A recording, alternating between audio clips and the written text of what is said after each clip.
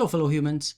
Science clearly says that we must keep global warming under 1.5 degrees compared to pre-industrial times by 2050 if we want to avoid the collapse of the environment and make life extremely difficult on Earth. What kind of lifestyle changes does that mean for us?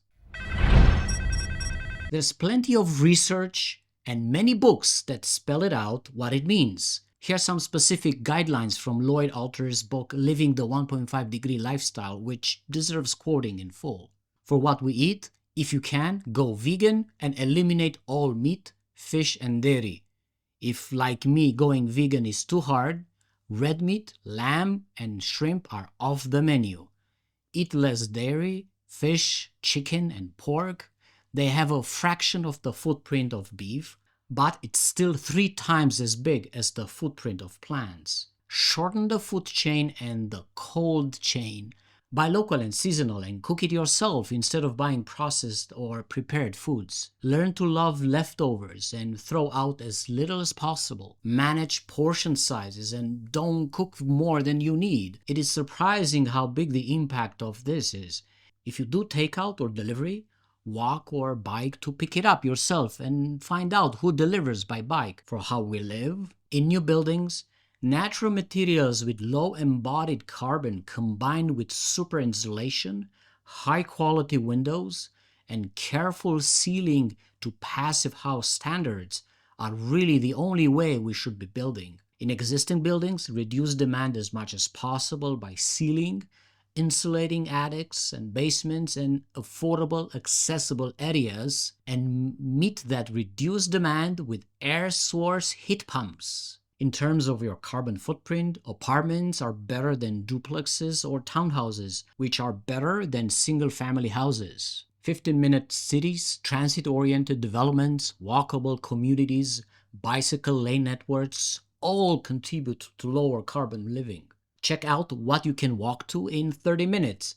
Not an unusual time for a commute. Even in the suburbs, it will include a surprising variety of places to shop. Try that instead of driving. Electrify everything. For how we move, get out of your car. It is the biggest single factor in most people's footprints.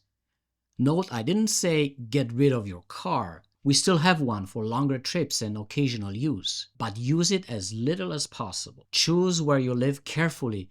It is the single biggest influence on how much you drive. Where you live defines how you get around. In order of impact, walk, bike, e-bike. Many people are now looking at e-cargo bikes. Fly as little as possible. For why we buy, I will add my own guidelines. Imagine the thing you want to buy 1 year into the future. If you are not sure if you are still using it, don't buy it. Don't buy clothes for fashion. Buy for need. Buy very little. Repair and repurpose what you have. Think about all the components of the things you are buying. If it has too much upfront carbon in its components, don't buy it. Keep appliances and gadgets until they break. Then repair.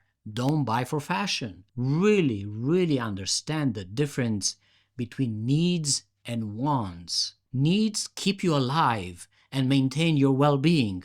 Wants do not keep you alive. They are just psychological fads. Transportation is a need. A personal car is a want where public transportation is available. Block, boycott, ignore all advertising, both in real life and online. The required individual carbon footprint to keep warming under 1.5 degrees Celsius is 2.5 tons of carbon emissions and equivalent chemicals per person per year by 2030 and 0.7 tons by 2050. 6 years ago, Canada had an average of 13.6 tons. 2 years ago, instead of going down, the average increased to 14.9 tons. Is it enough to stop buying what they are selling to get us out of this crisis? 40 years ago, smoking was socially acceptable and happened everywhere. The top-down response was when governments applied education, regulation, and taxes. Bottom-up pressure was also increasing with social shaming and stigmatizing.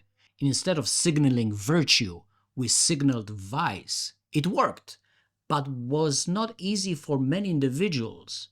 Ask almost everyone who was addicted and has given up smoking, and they will tell you that it was the hardest thing they have ever done.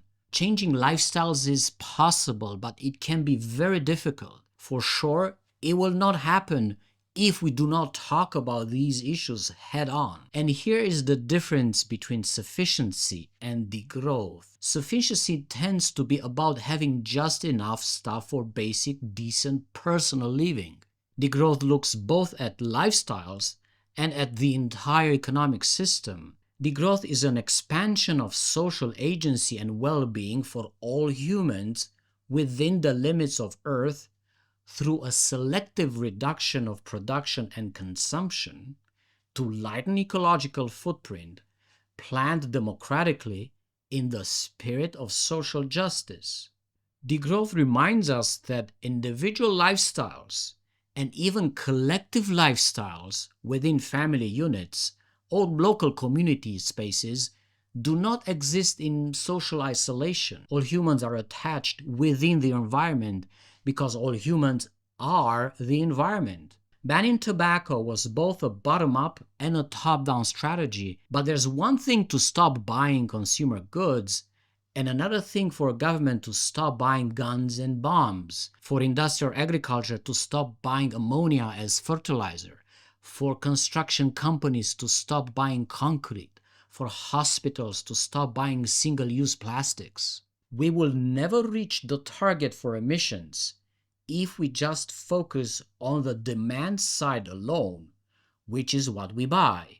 The supply side, which is the production side, must also drastically change its habits if we want to meet the targets. Changing our economic habits is also a matter of culture. The abolition of slavery, universal suffrage, marriage equality, civil rights, all that had many dimensions from culture to politics to economics. They all needed tough conversations about values we hold as a society.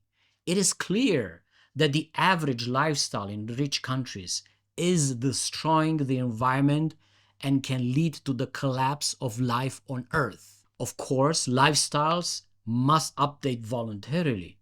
Many humans are already doing it. Many want to change but are trapped in bad habits or bad circumstances. Some deny the reality altogether. Some accept the reality and think it's too late to do anything about it. Some are pure egotistic and sociopaths and want extravagances while the world burns around them. I don't want to be in the position of telling people how to live their lives. However, just by saying these things, some humans may feel like they are being told what to do. This is why convincing people one-on-one almost never works, and perhaps these kinds of indirect conversations might be more palatable and easier to digest. Did Jesus tell people what to do by dictating orders and enforcing behaviors with promises and threats for non-compliance? People respond to very different motivators. Imitation is likely the most powerful one, where people do not want to be excluded from their group. An external force, such as a strong idea or sometimes the threat of violence, may be a triggering factor. The collapse of the environment and civilization should be such a trigger, yet many pretend they don't see it, like in the movie Don't Look Up. Changing lifestyles may be about groupthink, seeing that your neighbor does it first, the rest of your family does it first. That might influence you to do it, but in some cases, it may have the opposite effect. You may want to do the opposite of your neighbor or family if you just don't like them. So maybe, just maybe, social pressure is more powerful than in-group thinking. To get to social pressure, these facts should be known by as many people as possible. Yet some of us do not need to follow the imitation path. Some of us are ready to do it, can do it, wish to do it before everybody else. This is history repeating over and over again, with those suffering, the oppressed minorities, the oppressed majorities, building towards a critical point of convergence. Half of humanity owns as much wealth as a bunch of billionaires. What stops that many people to take back what was stolen from them, which is their future? If you can decrease your footprint under 2.5 tons, that's great. Do your best. If you notice that while you are doing your best and you are still not reaching the target, then the problem is not you. The problem is the system. Do not stop doing what you are doing, but aim your anger and frustration at the system. Demand the end of capitalism. Demand an economy for life. Thank you for watching. Our first line of defense against capitalism is to support each other and build networks of solidarity. If we speak truth to power loud enough and act on it, we will take down the oligarchs. The strike is coming. Join the movement. Please support me if you can on Ko-fi or Patreon to make these videos possible.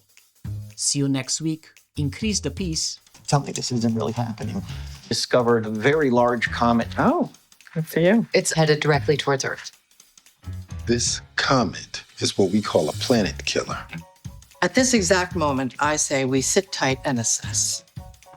Sit tight and assess? Sit tight. and then assess. The sit tight part comes first, then you got to digest it. That's the assessment period. What are we going to do? We have to release the information. So we just leak it? One way or another. It's real and it's coming.